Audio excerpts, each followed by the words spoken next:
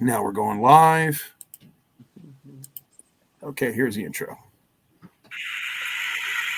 Hi, I'm Shadow Stevens. You're listening to Jimmy the Real Deal. One of a kind and one in a million. Say it with me. One of a kind and one in a million. Thank you.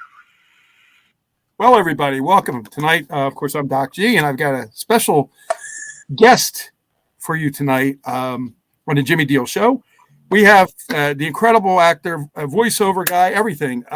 Eddie Munster, Butch Patrick. Welcome to the Jimmy Deal Show. Hey, thanks for having me.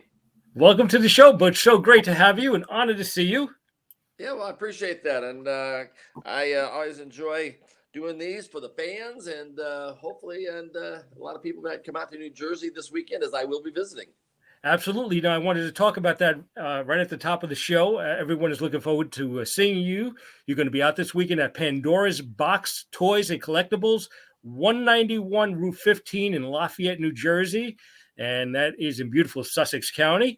And you are live in store 11 to 2 on Sunday the 13th with lots of pictures, cool stuff. And people can take pictures with you and get to meet you. So excited about that. You excited about coming to town? Absolutely. I love going. I'm actually a member of Dead Man's Curve Car Club, which is in New Jersey. We do the Labor Day show every year at the Mawa Sheraton. We get thousands of cars now. And so, yeah, Jersey's always been a really good place for me to visit. A lot of friends there.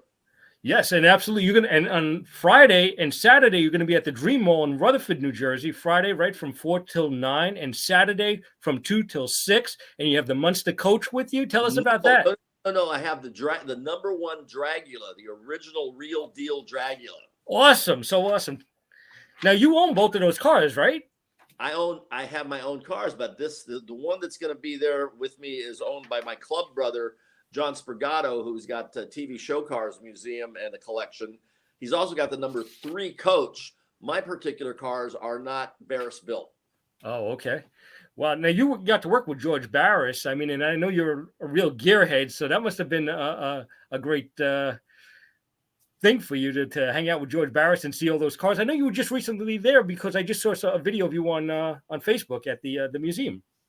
Yeah, George, the connection that I had, one of the things the Munsters allowed me to do, and it was a lot, but probably one of the best things that came out of the Munsters was my relationship and friendship with the Barris family, starting with George and Joji and Jared, his grandson, and Joji's his daughter. So anyway, can you imagine how lucky I was and how exciting it was to be, basically 11, 12-year-old kid who is the perfect age for building models to begin with, and being in slot cars and go-karts and mini bikes and all of that great stuff growing up in the 60s. And I was born in 53, so when I was in the 60s, I was like between 7 and 17. Wonderful window of life.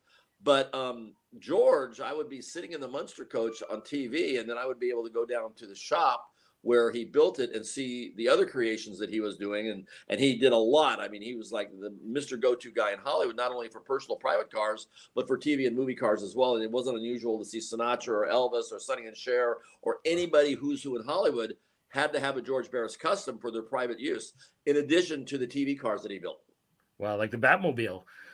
Like the Batmobile, like the General Lee, like the DeLorean, like, oh my gosh, the list goes on. The Kit Knight Rider, almost every car in Hollywood that came through. And the people that didn't build them at George's shop worked for George's at some time in their life. And then they went on to do their own thing, like Dean Jeffries with the Monkey Mobile. Wow. Now, you were born in California, right? You started your career at the very early age of 7 years old, right? Tell us about how that started for you. I was born in a little town called Inglewood, 1953, August 2nd.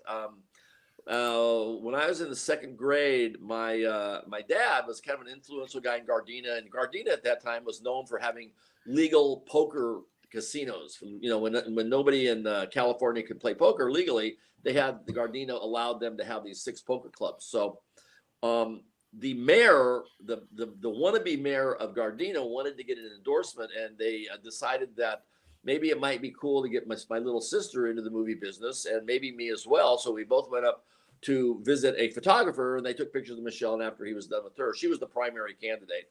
I just happened to be along for the ride, but he took a photo of me that wound up in his studio window that caught the eye of a director and a producer a few months later. And they tracked me down through my one and only agent I ever had was called Mary Grady.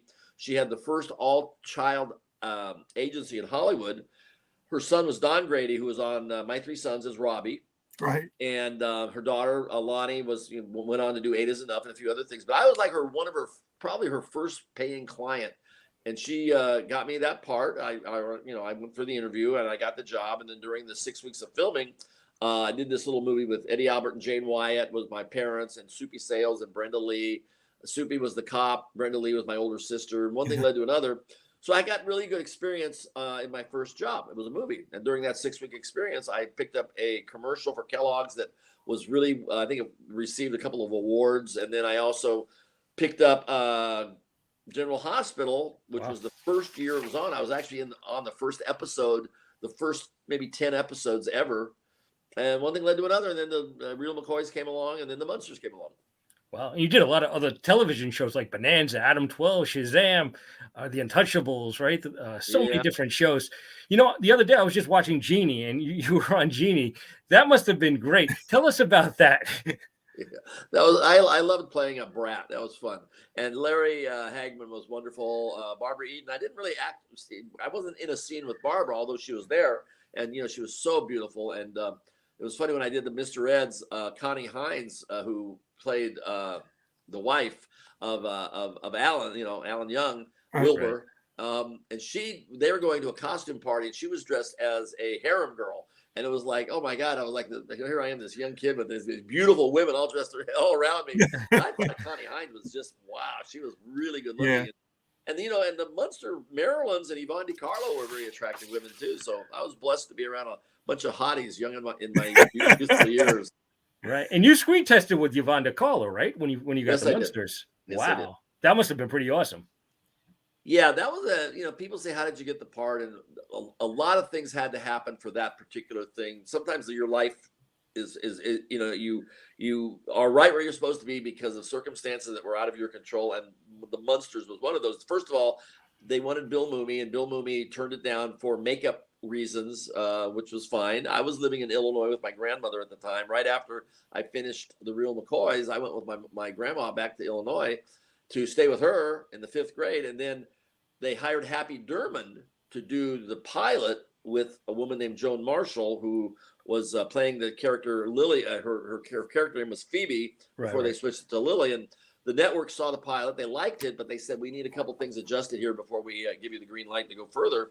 And one of them was to replace Eddie and bring in Yvonne DiCarlo as Lily Munster and have her not be so Morticia-like.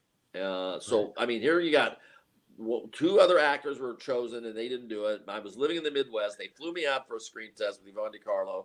My mom was living in the East Coast with my stepfather, the baseball player, so I didn't have a place to live. I moved in with my uncle, and they hired a woman to take me to work. So there was a lot of factors had to fall into place for this to happen. And here we are 57 years later chatting about it. Yeah. And you were successful doing Eddie. I mean, you just played him as a regular little boy, and that worked. I was very lucky in Hollywood because I never took any acting lessons, but for me, luckily, when I would read a script and go on an interview, about 90% of the time, it would be pretty much what they were looking for. So my instincts were pretty good. But the trick to being a good actor is when your instincts aren't good, you need to then tweak it for the director and make it what they want. And I was able to do that as well. So, wow. But I had a pretty good batting average. I got more than half of the interviews I went on. And I didn't go on a lot of interviews because I really spent I wasn't really an actor. I was a kid who stumbled into it. And I thought it would be great to occasionally do it to make money for a race car because I really wanted to be a race car driver. And had I lived closer to Hollywood and had I gone on more interviews, I probably would have done more work. But I did quite a bit of work in 15 years. Absolutely. Actually, it was 13 years. Cool. I have our friend David Merlin wants to say hi. You know who David is. Dave Merlin? Hey, Dave, how you doing, buddy? And Mike Dupree wanted to know something too, but let me ask my question first. On the Munsters episodes, and I'm particularly picking one or the other, but the one with Zombo, Louis Nye. Yes. That was, to me, it was a great episode where you didn't like your dad, Herman at the time. And then, the whole thing did you guys get to choose the character actors into shows like Louis Nye, or did they just have them all pre-planned?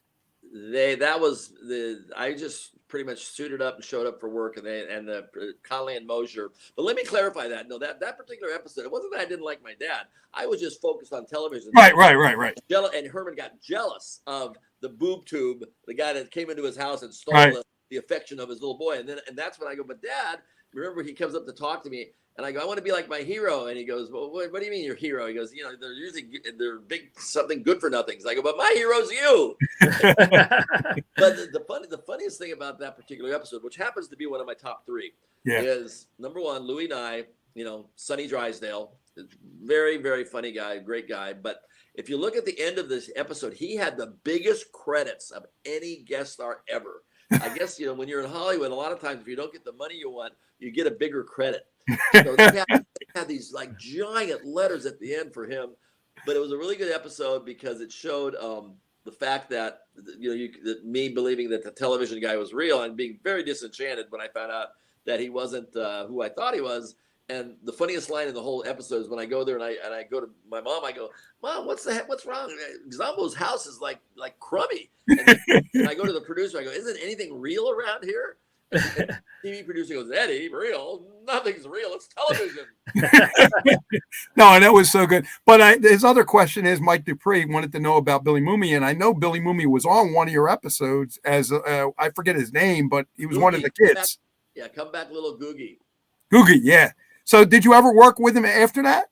No, I never worked with Bill. Although we did it. We were both in a movie together. Although we didn't work together, we were in different parts. It was called A Child Is Waiting with Burt Lancaster and Judy Garland. And the day I was working, something happened. It was a street shot where it was outside of the main place with the location, and apparently he was on the same set, but I didn't work with him in a scene. But we're very good friends. Yeah. Very, very cool. Wow, that's awesome. Also, when you did General Hospital, you were known as One Take Eddie, right? I mean, you only did one take. Was that the same situation when you did the Munsters? You only like to do one take at a time? My thoughts on this whole thing, because I wasn't really an actor. I was more just, all I wanted to do is do my job and go home. So I would be very prepared, and I very rarely blew it, which I think is one of the reasons the adults like working with me. I was kind of like adult-like, even though I was 11 years old. They called me a 39-year-old midget. Now today it would be a 39-year-old little person. Right. But back then you could say that. And they basically what I would do is I was so prepared that I just wanted to do it right so we could go home. That was the plan. The sooner we do this, the sooner we go home. So they called me One Take Patrick. Yeah, that was One Take Patrick. So awesome. And you know what? Not many people know that the Munster series only really ran, for 2 years and 70 episodes. It seems like there's so much more, many more episodes because it's on all the time and you've seen so many episodes. Yeah, we did 70 in 2 years, 39 the first year, 31 the second year. Normally they want 100 episodes to be a syndication package, but there are some exceptions. The Addams Family did, I think, 63 episodes. Honeymooners 39, but a lot of shows in the old days did under 100 episodes, like Star Trek. I think they did maybe 92 or something. So it's not carved in stone, but a lot of the old Gilligan's Island only was on 3 years. So it wasn't that you had to have these long runs because people were so used to it because, number one, there was no cable. There was usually 3 channels in a household. Right. The TV guide would come in the mail and everybody would grab at it and they would all make circles. It was like, what shows were we going to be watching? Everybody had like their own favorites. So a lot of times with only one TV set in the house back in the day, it was very much a who got there first and who could convince other people to watch what they wanted to watch. And it was like, sort of like a swap meet of things. But there was with only three channels and coming on at 7:30 on the coast and 6:30 Central, you had a huge audience and a big pie slice. There was no other distractions around. The weekends, maybe the movies and stuff, but during the weeknight, TV dinners, TV trays, family hour, movies, watch TV, talk, and then go entertain yourself with the television shows. Wow. Now I heard like in between takes you would sometimes play ball with Al Lewis, right? We would catch and stuff. When there was time, Al was a big sports fan. He liked the fact that my stepdad was a pro ball player. We would toss a frisbee. We would toss a baseball. He allowed me to be a kid. He was good. Fred was very good Fred taught me a lot about acting. Al taught me a lot about life outside the studio. So it was a really good balance. And And Yvonne DiCarlo was a great, my mom was living on the East Coast, so my TV family was actually, I was, sort of, I won't say that, I was closer, but I spent more time with them than I did with my own folks. I know I'm going to get this question, so I'm going to ask you, what was your favorite episode? And not you. You mentioned something like that before. Tell us again, and I want to ask you, like, what was your favorite thing to do when you weren't on the set in Universal Studios? I know you used to run around there and check out the movies and the actors. Tell us about that. Well, when you're a 12-year-old kid, and if you have a construction site on the street down the block, and one of the things you always want to do is go explore and climb around places you're not supposed to go. But imagine if you can get away with that at a movie studio, especially Universal Studios, because over the 2 years I was there, it was they had about 6 or 7 TV shows going, but they always had about 10 movies in production at various stages. That's what I used to get a kick out of. Was my favorite thing to do was to walk by a soundstage after they had cleared out the last movie, and then they start building it up again and kind of try to figure out whether it's going to be a period piece or whether it's going to be a Western or it's going to be a thriller, and just kind of watch the guys do their craft and will be able to walk on and poke around, because obviously I'm in makeup, so they know I'm supposed to be there. And I used to just love to go exploring. That was my big thing to do. And on Wednesdays, I always went to George Barris's shop. And then after that, I would go to my hobby shop to pick up some slot car track and whatever I needed for my slot car setup. And it was a great time. So awesome. Go ahead, Dr. On Car 54, Al Lewis and Fred Gwynn actually got their character set up. Chemistry they had. Did the producers, and I always wanted to know this, did the producers know that and then brought them together on the set for the Munsters? Well, when you ask me firsthand, when you're an 11-year-old kid, these decisions are made, in the offices. And I don't know. I would assume they saw the chemistry, and I would assume because they were both New York actors that they wanted each other to come out and do the part. I can't imagine that Joey Ross would have been good. So I guess Schnauzer, which was Al's character in Sergeant Schnauzer, and Fred and Al were good friends, and they were a good comedy team. So I'm guessing that they probably came as a package deal. Yeah, because there's another thing too, and as I watched the shows, I seen the guy that did the Ferrara Curse as one of their, and that. Can you tell us a little bit about that one? Well, it was just one of the better episodes, and they always had a good time. And I can't remember, there's so many guest stars that particular is his name. I can't think of his name at the moment, although I do remember Don Rickles and Frank Gorshin and Harvey Korman, and we had a really good laundry list of A-lister people in there early in their career. Paul Lynn, Dr. Paul Lynn, yeah. But what we did is, we had these great scripts, and one of the things with Fred and Al coming out as friends and then playing father-in-law, son-in-law, it was a very believable family. The family unit, even though they were monsters, they lived in that house, it immediately became believable, and they were caring about each other. And yes, he looked like Frankenstein, but you never once thought of him as anything but lovable Herman Munster. He went to work. Lily cleaning the house. We had the student Merlin going to college. We had Eddie with his problems at school, blending in. It was an immediately normal fabric of a typical American family, and they even played that into it often when there would be a storyline regarding them winning a contest. And the magazine would come out and they would take a picture of us, and they made it like the average American family at Halloween. They always made it work. So that was basically one of the things about the show, was it just became a very believable, fun, fantasy type, non-reality based show, which in the 60s, there were a lot of very successful shows that had no basis in reality. You had I did My Favorite Martian. I did 2 Mr. Eds. I did an I Dream of Jeannie. Let me turn this around here. I did an I Dream of Jeannie. So people loved Bewitched, Genies, Witches, Martians, Talking Cars, not so much, but it was a show. Wow. And the Munsters fit into that, and the Munsters was right in the middle of that pop culture phenomenon. Wow, nice. Now, Pat Priest, who played Marilyn on the show, was actually the second Marilyn, and the first one being Beverly Owen. I know you had a great relationship with Beverly. Did you have the same chemistry with Pat Priest when she started doing the role that you did? We were friends. You still got to remember something. I'm an 11-year-old kid. And I had a crush on Beverly. I thought she was just a wonderful person. And, I had a crush on my 5th grade teacher, too, Miss Juliana. But I guess I liked older women. But I loved Bev. She was so sweet, and I really liked the way that Munsters was scripted. With her original 13 episodes were a little different than the other 57, because when she left the show, it shifted gears a little bit. Because if you remember, you watched the first 13 were very much about Marilyn and her looking for love and trying to find a beau, and the guys would bring her home and they would see the family and they would run away, and it was all about, oh, poor Marilyn, we're never gonna find love. But she also looked upon the family as normal. She, it was not anything to do with their weirdness. It was all about, she was like blind to the, she was totally oblivious to the outside shell. It was just family.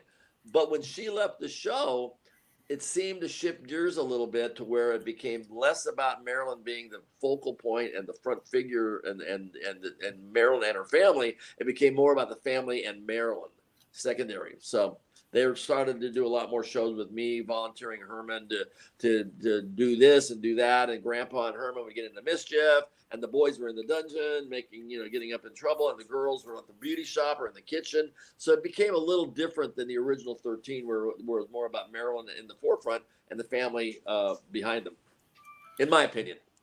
Now, when Lily was cooking in the kitchen, I heard it was always oatmeal, right? Yeah. Well, we unless we had a a four-legged turkey or a fire-breathing dragon or a big mouth bass that would speak to you. So yeah. Now, also, Grandpa had that restaurant in Greenwich Village. I actually met him there. Did you actually go there and dine in the restaurant? Yeah, I was there for the grand opening, and whenever I was in New York, I would try to make it down.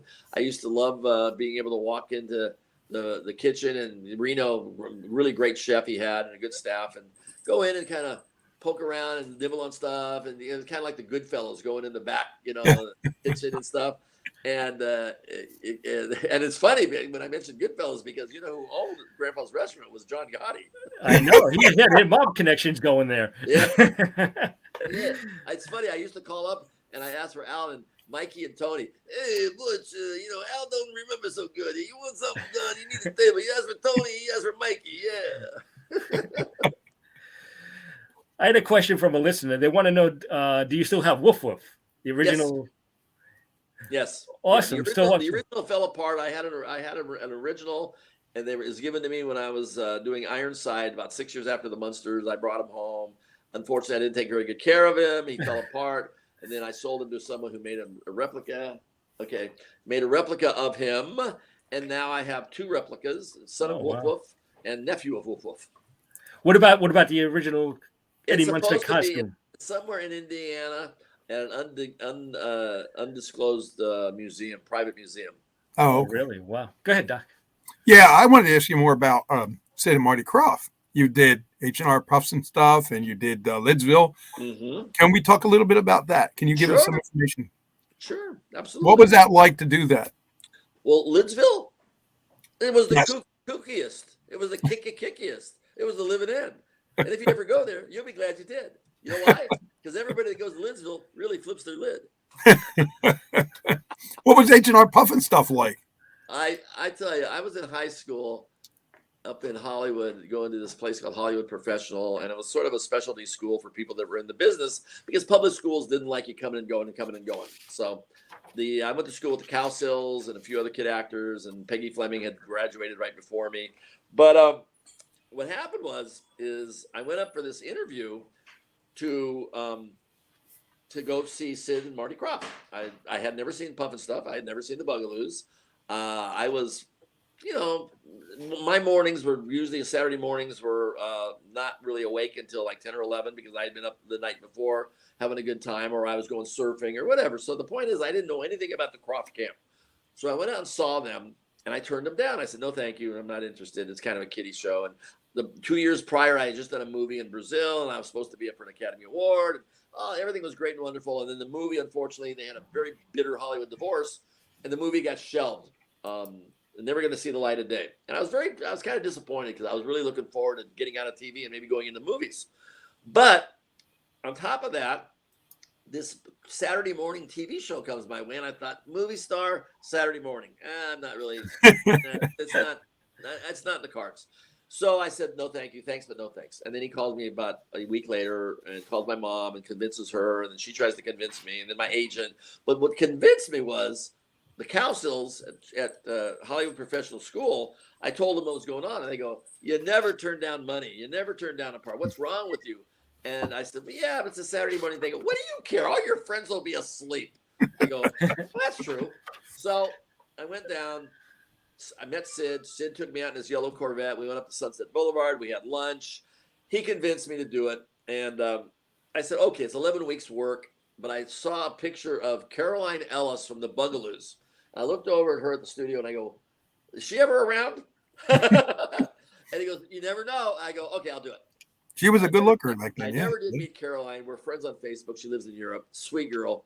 Oh. But that was the combination of the 11 weeks work through summer, the Cowsill saying never turn down work, and the possibility of meeting Caroline. I wound up doing Lidsville for 11 weeks with Billy Hayes, as you know, and Charles Nelson Riley. Yeah, and it was an amazing show. It was a crazy show, but it was an amazing show. So. Yeah, it was definitely an experience. My summer of '71, I turned 18 years old doing that show, and it was a crazy time. Awesome. You also did some work for Disney, and you met Walt Disney, right? I did a Disney World of Color, not as a scripted actor. I was more of the in the early days of the World of Color.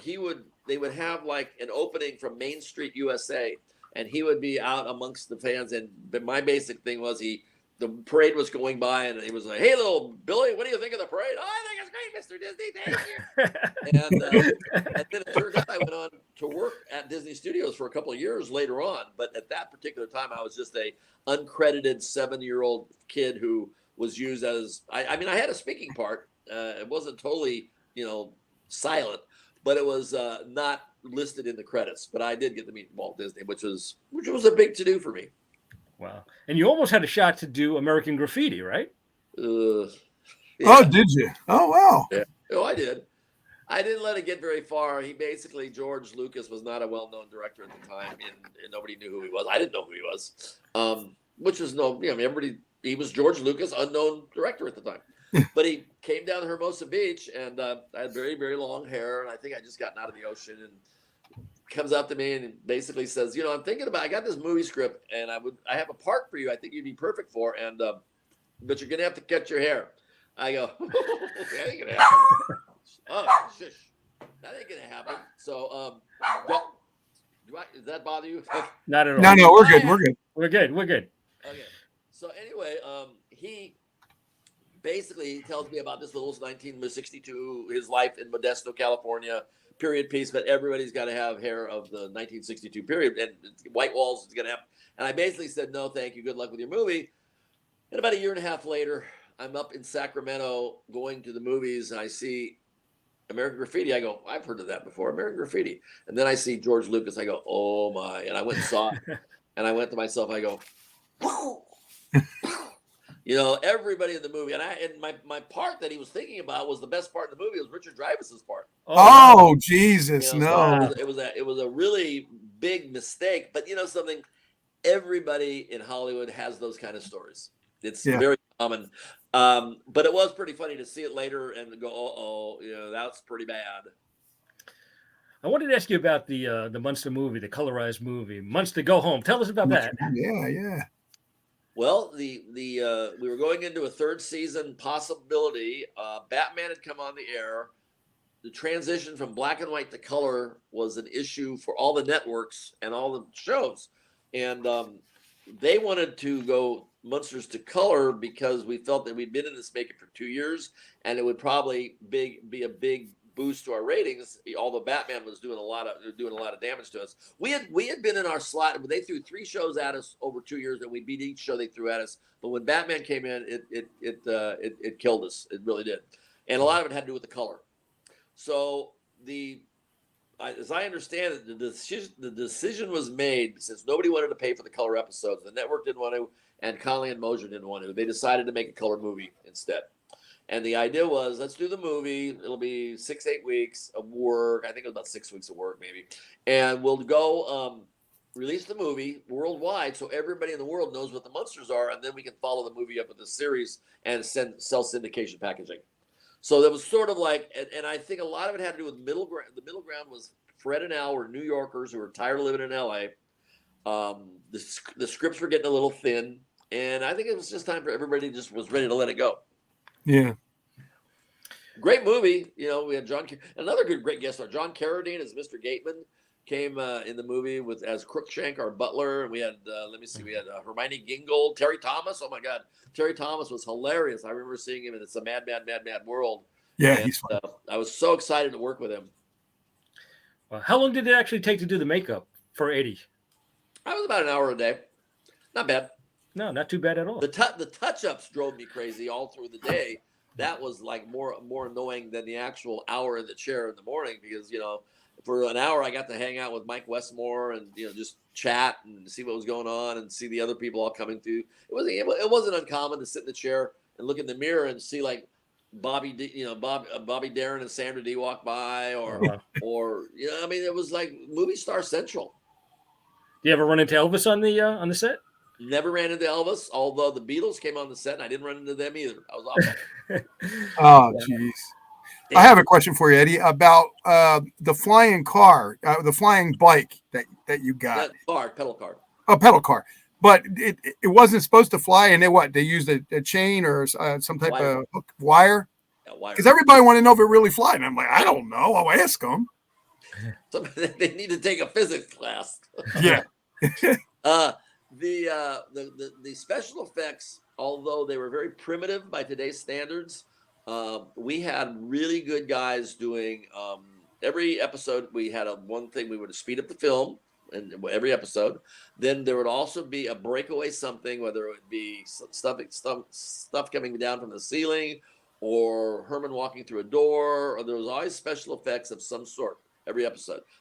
Igor the Bat, Spot under the stairs, you know, smoke pots, constantly smoke, cobwebs, dressing the set. There was a lot going on there, but luckily Universal, the monster studio in the 30s and 40s and 50s, really knew how to make the black and white genre and the shadowing and the camera angles. It was like, to me, it was reminiscent of the Twilight Zone, the style of work and stuff, and it really worked well. And I honestly think, even though Munster Go Home was in color, I prefer the episodes in black and white.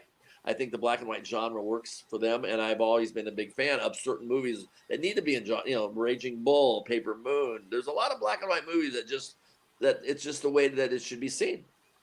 I have two questions for you. One is when you did some of the shows, you know, and you said that some of your favorite episodes, I understand that. But when you did some of the shows, did anything leave you with something in your mind that go, oh my God, that show, even though it's not my favorite, is still something there in that show that I like? Oh yeah, usually, and I'll tell you how that worked is, once you did the first few episodes, and you kind of feel for everybody's, you know, you could read it on paper on the script form on Monday morning, and then you could know how it's going to basically be filmed and conveyed, you know, the outcome will be. That happened a lot, where I would be watching and looking. First of all, I would always be looking for the Munster coach to be used, because those were my favorite scenes, because we were outside. Right. Got to see the light of day. And number two, usually if I'm in the scene, I'm sitting in the back seat up on the coachman's seat, and I'm in the coolest car on the coolest show. And it was a perk, you know. Yeah. It was cool for a kid. So I would look for that. But yeah, when I would see certain scenes, I would dial. I mean, I'll give you an example. Dr. Dudley, when I grew a beard, with Eddie's nickname. Yeah. I saw that scene where I'm sitting he carts me off to go see the doctor, and I'm sitting there with a paper bag over my head with his beard sticking out, and I could see Paul Lynde taking the tranquilizers, peeking through the hole, freaking out that if Herman isn't bad enough, can you imagine what his kid must look like if they have to cover his head with that paper bag? Oh my God. I could see that happening. I go, this is going to be hilarious. This is going to be funny. And those are the type of things, like with Herman the rookie, when he went to play baseball, my stepfather got to play the catcher. I knew that Fred was very agile in those shoes, you know, those big shoes. And I could see that this is going to be funny. And there were some classic scenes, man.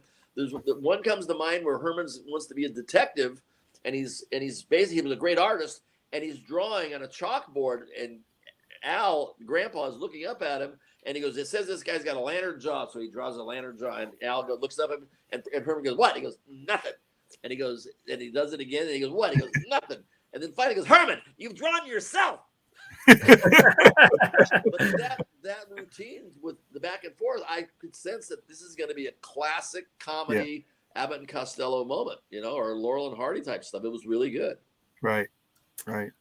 Was One other question, real quick, about the redos with John Shuck and everything. What is your take on them? I really never liked them, but I gave them a chance. There's been a lot of them. It's a compliment to the original. It's a business. We're about making money. The Munsters is a very strong fan base. A lot of kids have never seen the black and white. A lot of people, they figured it would be in color. John's a great guy. I'm friends with Lee Merriweather and also God, he's gonna kill me. Jason, the kid that played Eddie, is Jason Marsden, is a great kid, and so I'm friends with all of them. And the deal is, they try to go to the well. They do it with the Munsters. They've done it with other shows, and it basically, the biggest Munster collector who passed away a couple of years ago, Kevin Burns, who told me, look at it this way, Butch. The Munsters today it makes you guys look like Gone with the Wind. Let's leave it at that. Yeah, that's true.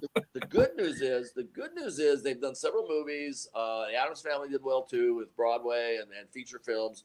But Rob Zombie, as you may or may not know, is doing the new Munsters movie. 20 years he was chasing the licensing, and I've seen some of the sketches and I've seen some of the stuff, and I'm really excited about it because I really believe that he's going to capture a very unique new look of an old property with a modern point of view that's going to work.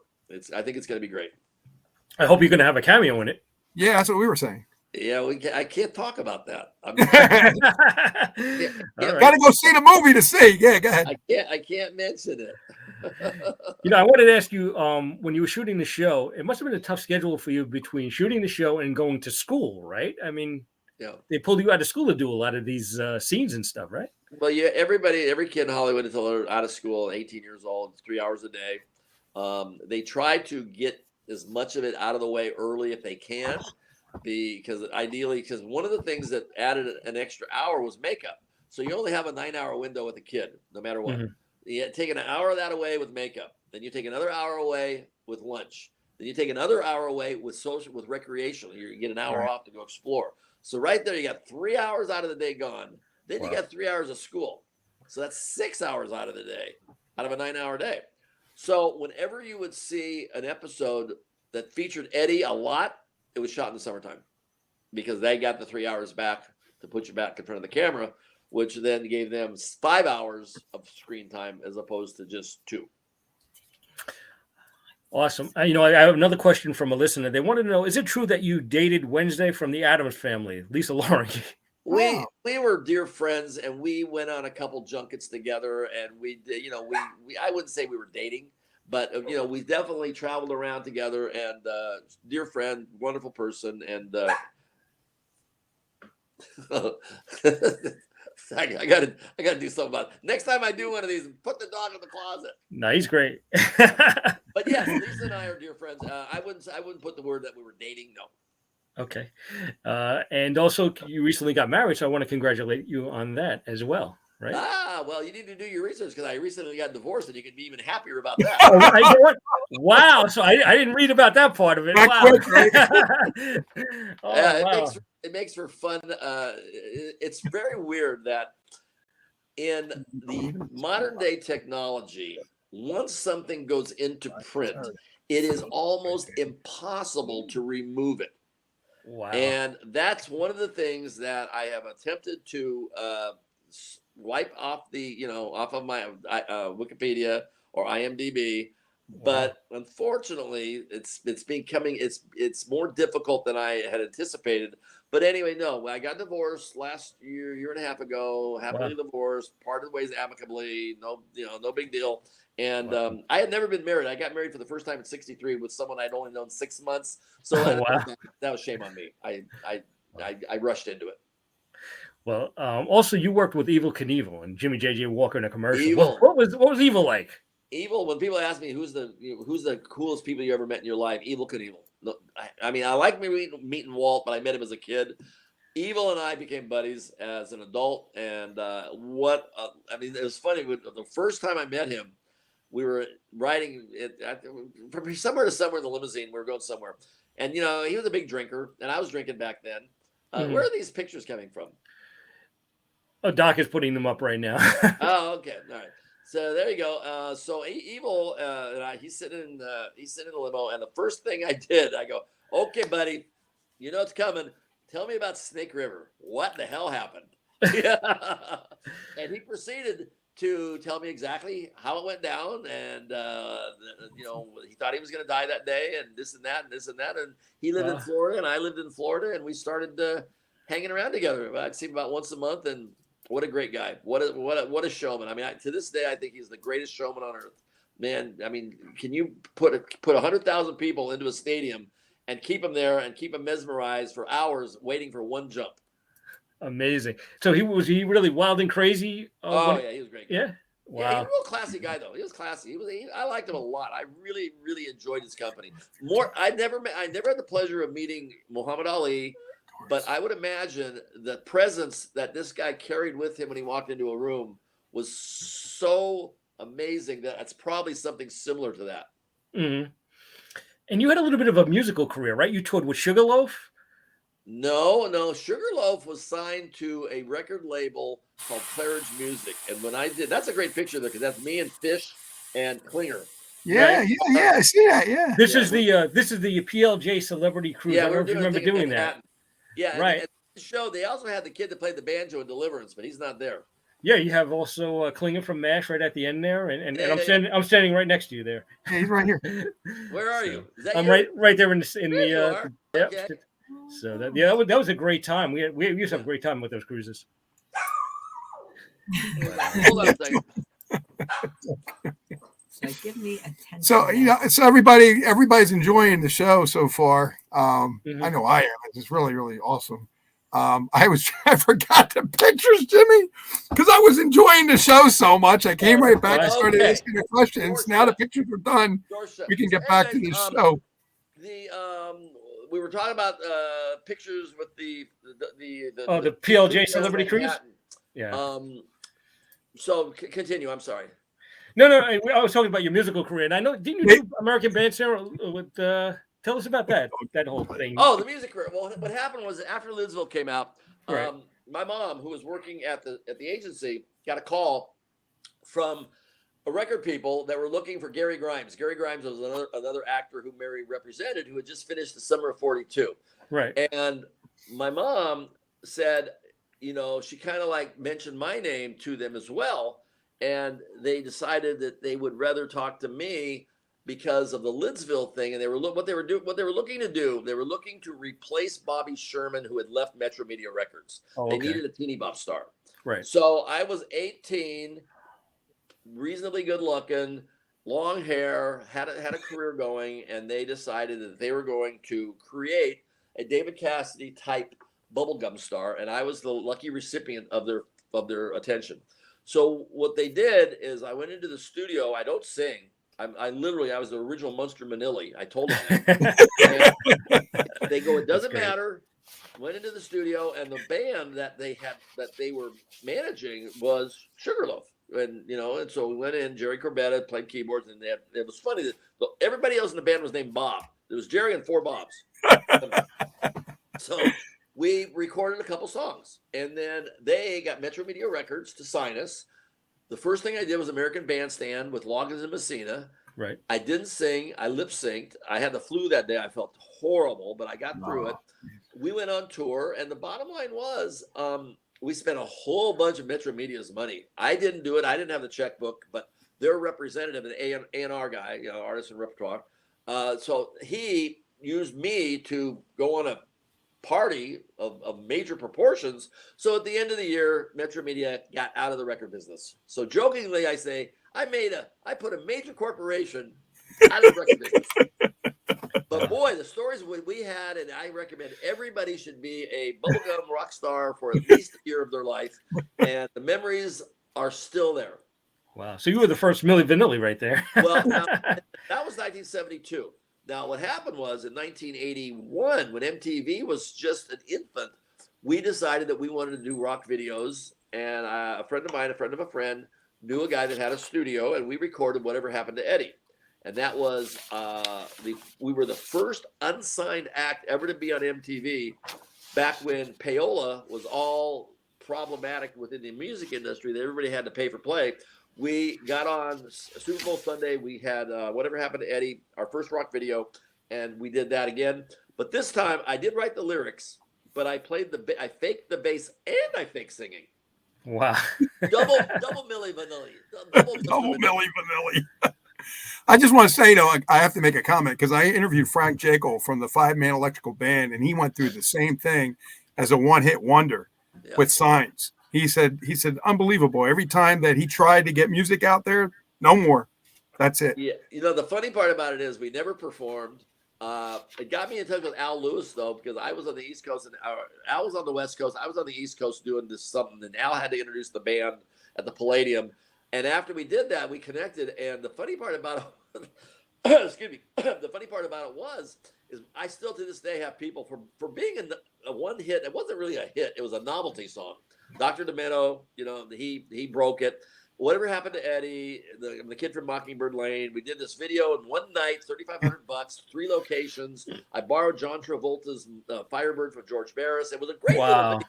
It was really a well done little project. I'm very proud of it.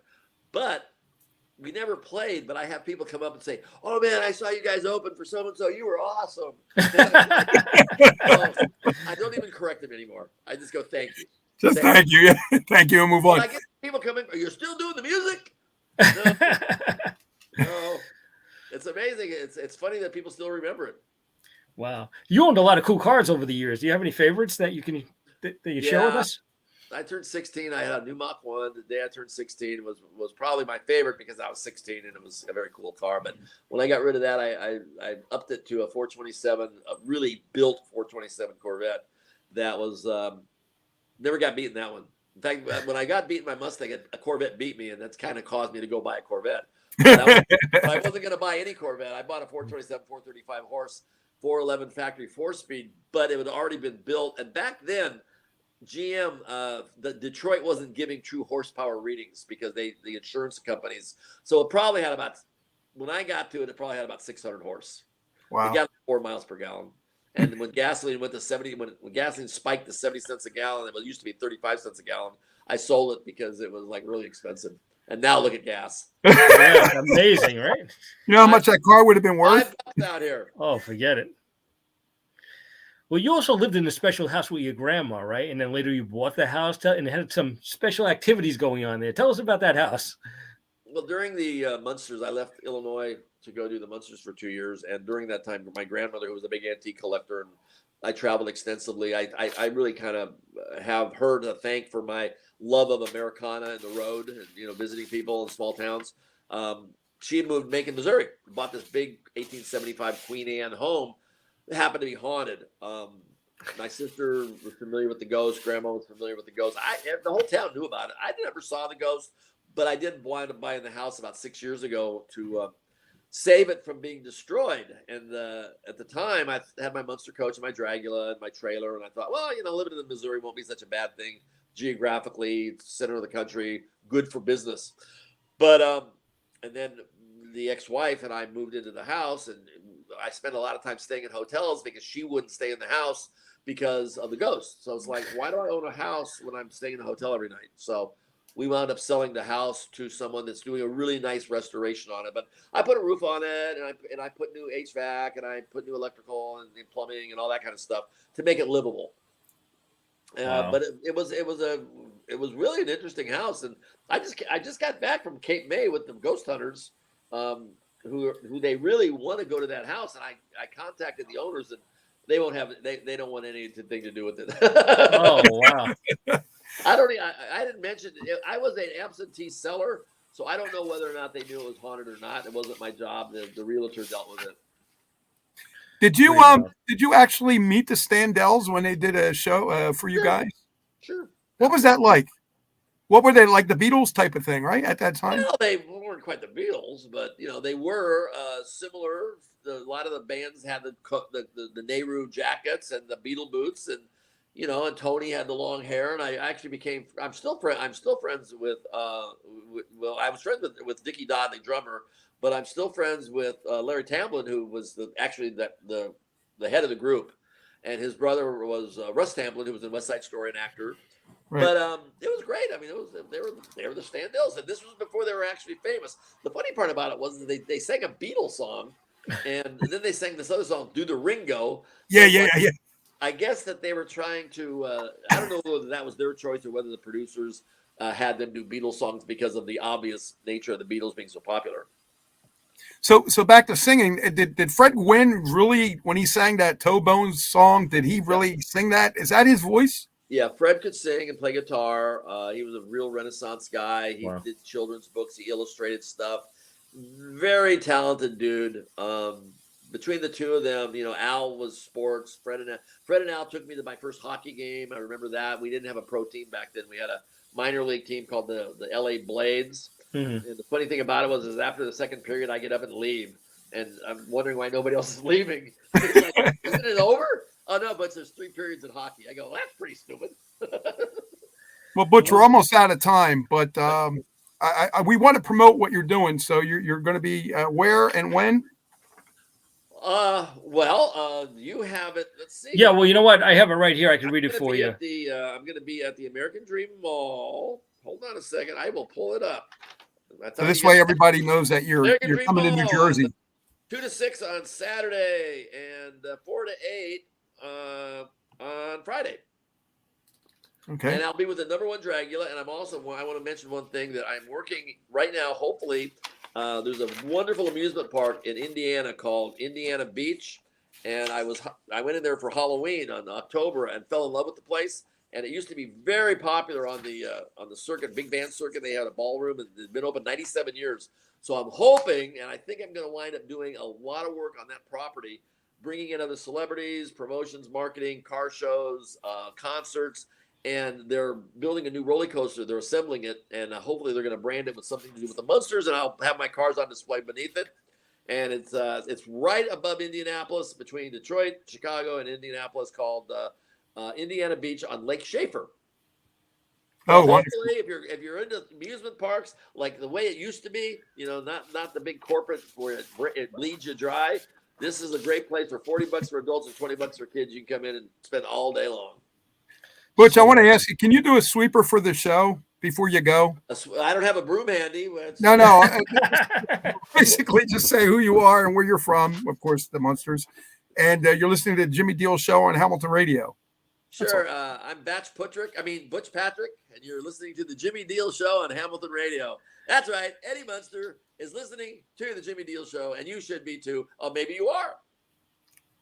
Thank you so much, Butch. I really appreciate it. And we're looking forward to seeing you also at Pandora's on Sunday, right? Absolutely. And you're going to be there 11 to 2, and that's in Sussex County again, Lafayette, New Jersey. And I hope everybody gets out to see you there as well. And also, I just wanted to go over the times again, because you had told me that Friday and Saturday at the Dream Mall. Friday, You had said that it was going to be actually Saturday was 2 to 6. Yep, 4 to 8 on Friday. And 4 to 8 on Friday. Okay, so I just want to make sure we got those times right so people can come out and see you. Dragula. I'm bringing a whole bunch of die-cast Dragula cars. It's going to be photo ops, professional photo ops with the Dragula. So it's going to be great. And I understand this mall is really cool. So I'm looking forward to it. Yeah, so we're looking forward to seeing you in town. So everybody's so excited about that. Thanks, guys. Okay, Butch, thank you. We'll see you on the weekend. Okay. Thank you. Enjoy. Let me go kill that dog. No, I'm kidding. I know you are. I love dogs. I know you do. Take care. Take care, Butch. Thanks again. I appreciate it. Wow, another great show, Jimmy. Oh man. Wow. So I was so happy with him. I mean, we asked him almost everything. It's amazing, man. It really is. It's pretty wild. Also, we got so many more people coming up. I believe on Monday we have Richard Bay's going to be on the show, so we're looking forward to that. Richard Bay. You remember Richard Bay? Yeah, people are talking, Richard and Bay the show. Richard Bay Show. Yep, so excited about that. Then also we have American Idol Crystal Bowersox is going to be here. TV star actress Audrey Landers from Dallas is going to stop by. American Idol with Chloe Chanel. Great singer. She's going to be here. Also, Memphis DJ Rob Grayson, and he's also a program director from down in Memphis. A lot of great stories about Memphis music. He's going to be here also. Maggie Brosh, she's a country star. She'll stop by. We have so many great people on the way. Mr. Music, Norman Knight. I don't know if you remember him. He used to be on WCBS FM back in the day. Him. Yeah, I mean, he's written so many books. He's a friend of mine. He's going to stop by. A lot of great people on the way. So we're looking forward to that. We'll keep you updated on all these great people, including Nikki Stringfield, who is from Iron Maiden. She's a fantastic guitarist. I'm looking forward to talking with her, and recording artist Angelo Venuto, an Italian recording artist. This guy is unbelievable. He's great. Lucas Prada, a dance music artist, and Deborah Allen, a country star, is going to stop by. We just have so many people on the way, and we'll keep you all updated on that. And you're booked up to May, you said. I'm sorry? You're booked up to May. And also, yeah, next week after Richard Bay, I believe on Thursday, did I say Wednesday or Thursday?